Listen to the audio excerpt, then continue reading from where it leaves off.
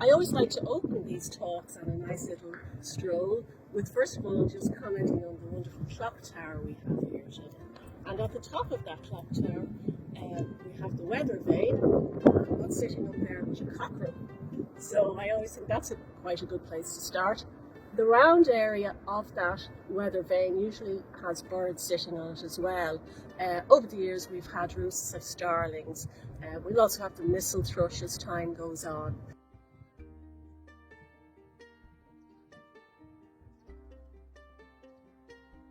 At IMMA we've a fantastic selection of trees. We've a wonderful mixed habitat which has provided food, great source of nectar and pollen for all of our birds and mammals. In this small area here we've 5 yew trees which are in particular importance during the winter for our birds. We have actually two types of oak tree in Ireland, two native oaks, and this is the sessile oak. And the difference between the sessile oak and the pendulate oak is that this grows out in a stalk. Now this is a wonderful,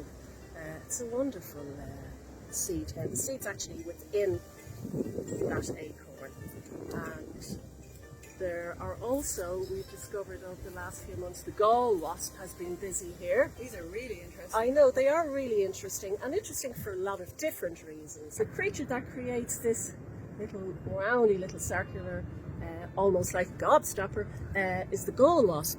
And the gall wasp will actually it will lay eggs within this larvae and create this wonderful little round circular globe to keep it warm and safe until such a time that the larvae can be released through a small hole at the top. Now we can take these off. There's the wonderful oak leaf, of course, there's no problem with that. And that's the gall there. Now the interesting thing about this, and all of them know about this as well, is that in Renaissance time ink was produced from this. When it ripened up, the gall was opened up and there was a black inky substance inside. So that's just something that goes back a long time, can still be used today, there's no problem with that at all.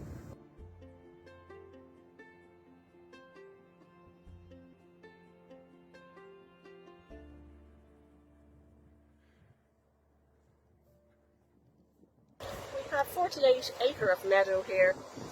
Again, it's part of our mixed habitat. It's good to have grass here as well, meadow grass in particular. The meadow habitat provides good food and insects as well.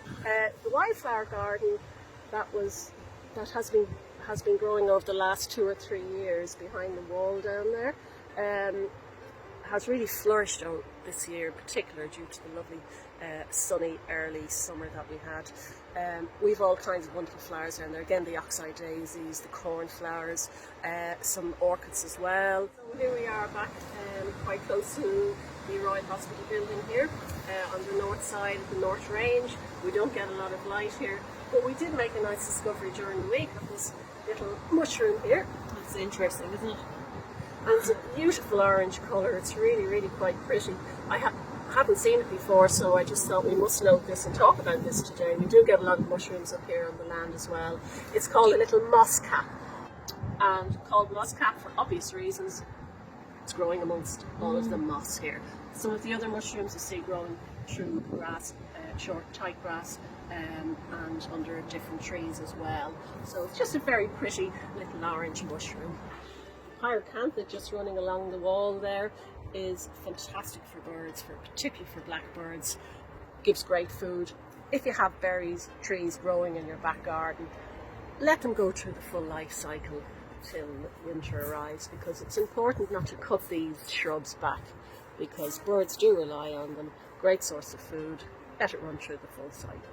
We'll look at some of the lovely early autumn cyclamen pink. And then of course we have the purple of the purple of the autumn crocus, which are kind of leaving us now with the breeze. They're a very delicate plant because of their height. They're very susceptible to a lot of breeze and wind.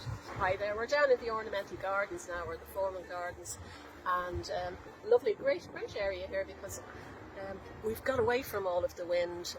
It's always a little bit warmer down here. The walls, of course, in a walled garden protect all of the plants, so you can grow the slightly more sensitive plants. But just looking at this wonderful piece here of the yew, cut tight, fantastic. You wouldn't see Peter marks. It's just beautiful. Our gardeners work flat out here during the summer months, looking after the apple trees, the mulberry bush.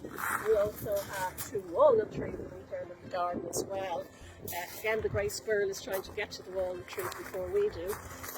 The holly, of course, is another lovely plant. The wrens have been seen nesting in these hedges as well. We've quite a few family of wrens down here. The other side of the walled garden, we've left a lot of holes purely for nesting purposes, and throughout the late summer, early spring, birds will nest there. They've great cover within those holes, and they also get shelter from the bushes and the plants growing nearby. So if you have old walls at home, don't be too quick to fill them in with cement. Leave them. You will get some robins, you will get some wrens and some luteins as well nesting there naturally.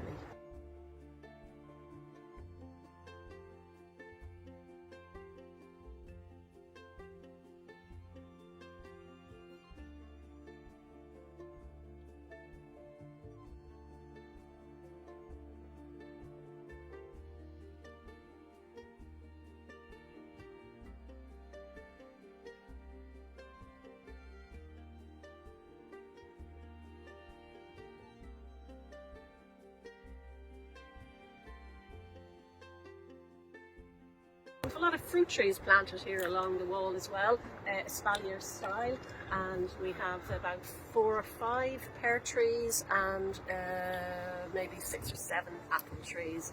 But we made a brilliant discovery during the week. I was taking a stroll around the gardens and discovered something totally by accident, but it's quite exciting. So let's come and have a look at that. Okay, what time of the year is it? It's September. Mistletoe. Yeah, we've got mistletoe up here at the gardens in IMMA. We haven't had mistletoe since 1904, so we've been told.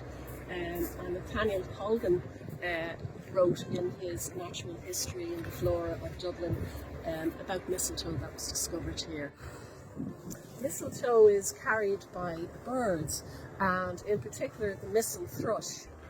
And because it is a poisonous plant, but not to birds, when the seed heads ripen, they're surrounded by a kind of a jelly substance which is highly poisonous.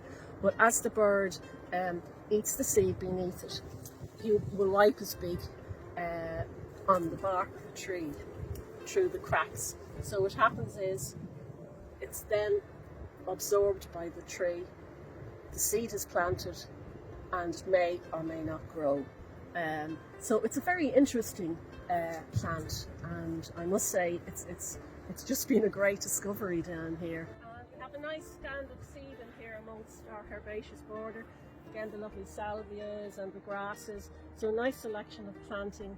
The bees are particularly fond of the seed and becoming nice and red there. Butterflies as well depend on them a lot for food. Here's echinacea, the well-known remedy for colds and flu. People often take the echinacea drops during the winter time to prevent colds and flu.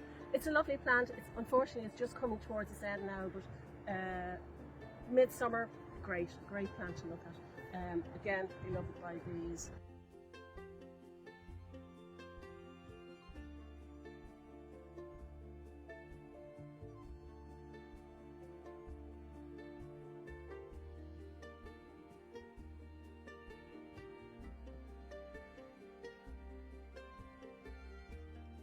So we're here in the garden house and we're finishing up, and I'd like to say a huge thank you to Sandra for uncovering all the hidden secrets around the gardens of the site of the Royal Hospital Kilmainham and the Irish Museum of Modern Art. So I hope you'll enjoy our Culture Day, all our online programme, and thank you, Sandra, again. Thank you all for joining me on our tour of the gardens and the meadows and discussing the biodiversity. And hope to see you soon.